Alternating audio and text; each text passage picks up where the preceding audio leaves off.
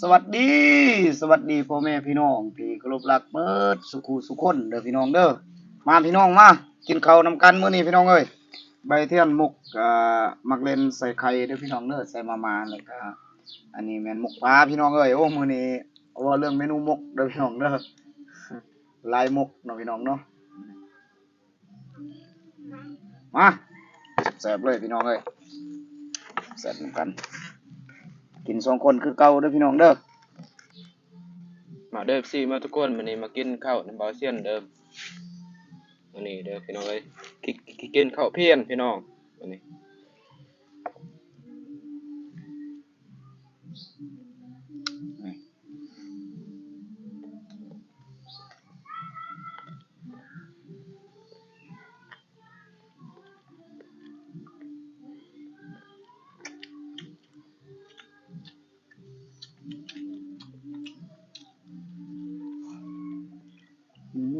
มักเล่น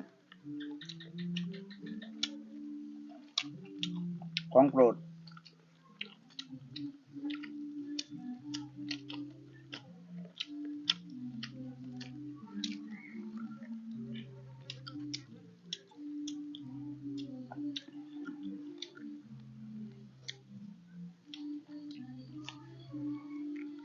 กินออกเลยบัก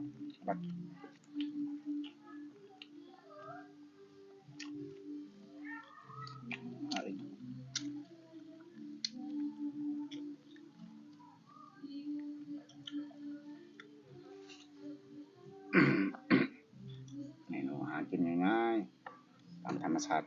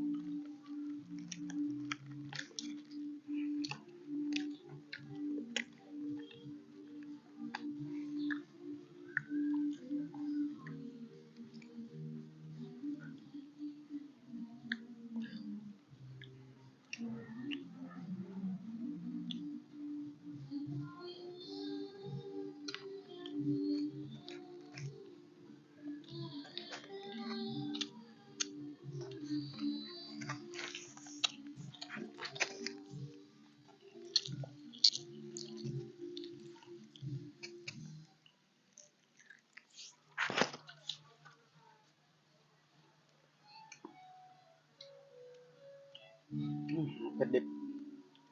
เผ็ดอ่อนแซ่บ